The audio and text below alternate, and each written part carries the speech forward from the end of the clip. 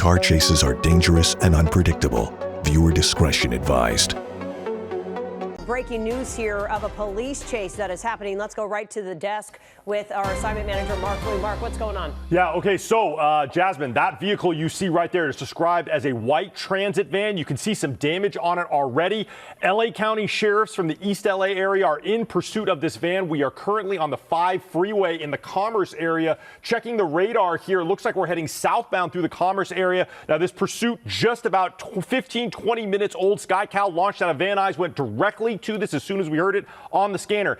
LA County Sheriff's, the air commander I was listening to in the law enforcement helicopter, says this is a reckless hit and run suspect. And at some point during this pursuit, before SkyCal got overhead, there was what the code was 245 on a police officer, which is an attempted assault on a police officer. It sounds like the driver of this white transit van may have almost collided in a purposeful manner with one of the law enforcement vehicles involved in this pursuit.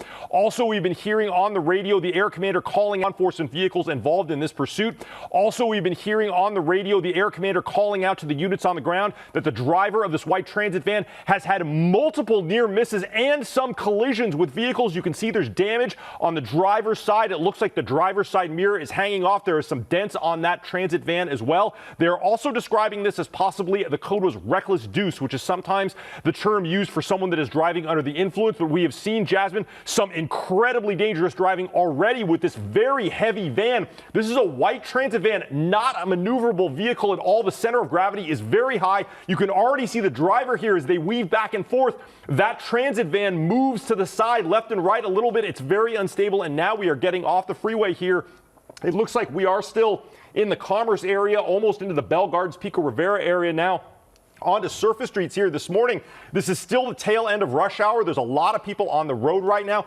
We don't know how many people are inside this van beyond the driver. Haven't been able to get a good look yet with SkyCal's lens to see exactly what that driver, if it's a man or a woman. We have not heard a gender called out on the scanner yet. But LA County Sheriff's, multiple ground units behind. They said they had 3 units, lights and sirens behind this van, and of course the air commander overhead. SkyCal, I believe, just got overhead a short time ago. They are the only other news media airship I see in the area, so this pursuit definitely dangerous now as we go on surface streets southbound into the Bell Gardens area, Jasmine. And I'm telling you, it's a dangerous one. This van, not easy to maneuver. We are not sure if this driver is familiar with driving such a thing. We haven't heard any word on whether or not this is a stolen vehicle. So far, Jasmine, the want was strictly a hit and run reckless driver so far. Yeah, Mark, this is so frightening to watch as you see the rear view mirror hanging off the driver's side door. And it looks like the suspect inside appears to be a man at this point, but he's also bouncing around. That just goes to show what you were saying,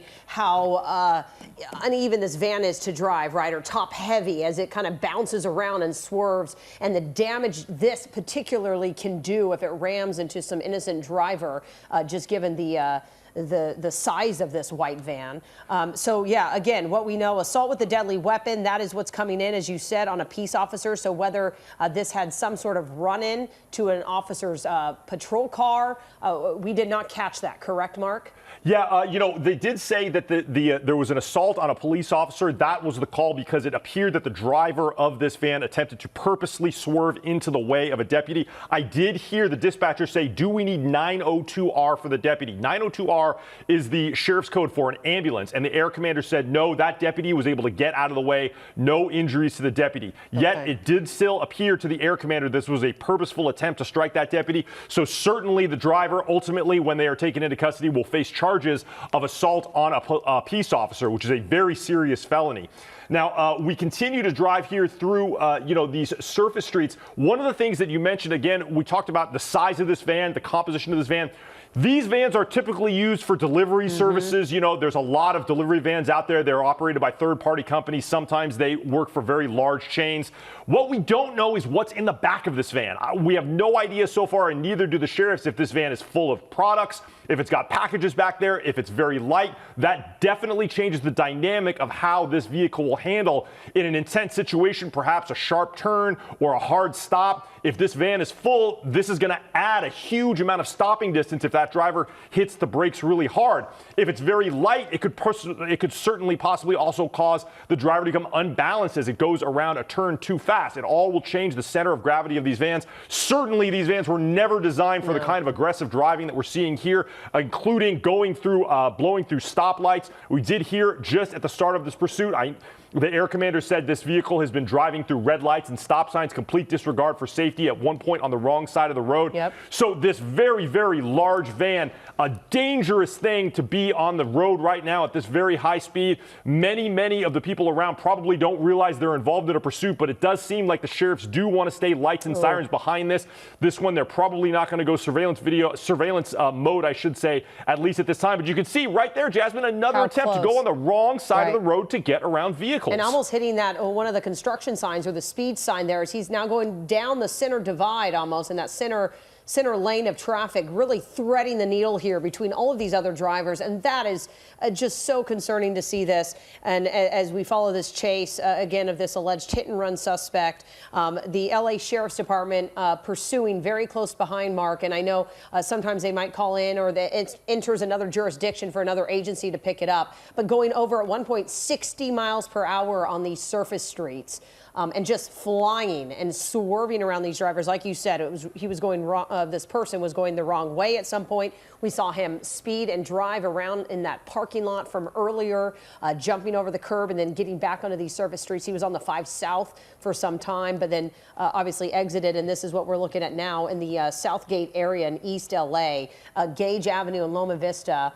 So yeah, passing the bus. So definitely these drivers want to get out of the way if they hear any kind of these sirens. And this is the sheriffs right now, the East LA sheriff initiating this chase. Will they call in for extra help? I mean, do they lay down a spike strip? Can you do that in this situation? Yeah, Jasmine, I'll tell you, I mean, it's possible that they might be able to do a pit maneuver, but this very, very unlikely. A van of this size and plus the crowded nature of the streets right now, I think a pit maneuver is absolutely out of the question, especially because they don't know the kinds of contents that are in the back of this van. A spike strip, certainly possible as well, but the danger level and the erratic driving would make it extremely dangerous for everyone involved, especially if there's an explosive blowout of any of the tires. So I don't know if they're going to want to do this. I did hear the air commander and the dispatcher at the LA County Sheriff's Department just speaking. There are now 7 patrol cars, lights and sirens behind this driver. I have a very strong suspicion that they are going to follow and pursue this driver aggressively with lights and sirens because this driver has shown a propensity to commit what they called was an assault on a police officer, assault on a peace officer when they tried to strike that deputy. This shows that this driver has really no regard for the safety of civilians or law enforcement, and it's a very dangerous individual. I don't think they're going to want to let this person go and catch them later. So we are probably going to see a very aggressive pursuit by the sheriffs and also a handoff if it leaves the jurisdiction or goes on to the CHP to another law enforcement agency. Right. I do see just the LA County Sheriff's helicopter as it continues following this truck, I should say van, westbound on Gage through now the Huntington Park area. We are going to be coming up on the 110 freeway if they continue in this direction. But now it looks like we are entering into this is a parking lot of a laundromat, but there will be an exit here on the west side. And it looks like now a northbound turn onto, I believe, Rugby Avenue.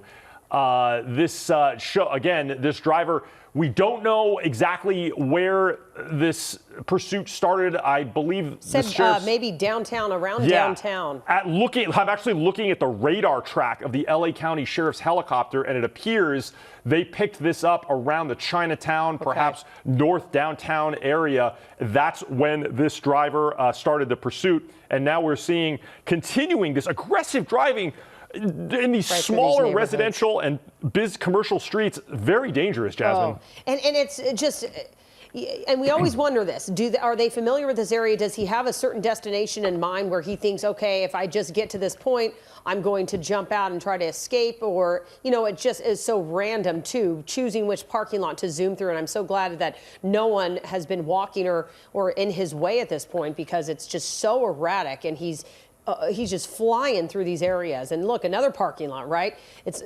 trying to swerve. And I feel like see right around those people trying to get out of his, oh, so close. Yeah, see, he's trying to find, I was worried he was going to enter some sort of parking structure, but the height clearance on this van obviously is going to make that challenging for him to go, into some of these lower structures or whatnot, if that was his goal. Yeah, Jasmine, I'm actually hearing now the dispatcher copy this pursuit out to all LA County Sheriff's deputies across their jurisdiction, that this pursuit involves a white transit van that has now had multiple instances of 245 on a PO. That's assault on a peace officer. So there is more than apparently just one instance now that LA County sheriffs have recorded of this van attempting to collide with deputies. Now, another sharp turn causing that civilian vehicle to stop short. And Jasmine, no really rhyme or reason or direction here for this van. Driving through parking lots, making aggressive turns. This is very dangerous for a van of this size, simply because of the possibility of rolling. Yeah, you can't make these aggressive turns, and you see it almost go up on two wheels as he comes out of some of these parking lots. Yeah, that's exactly right. And now you can see it appears maybe there's damage on the other side of the van as well. So this is now stopping into a loading zone here.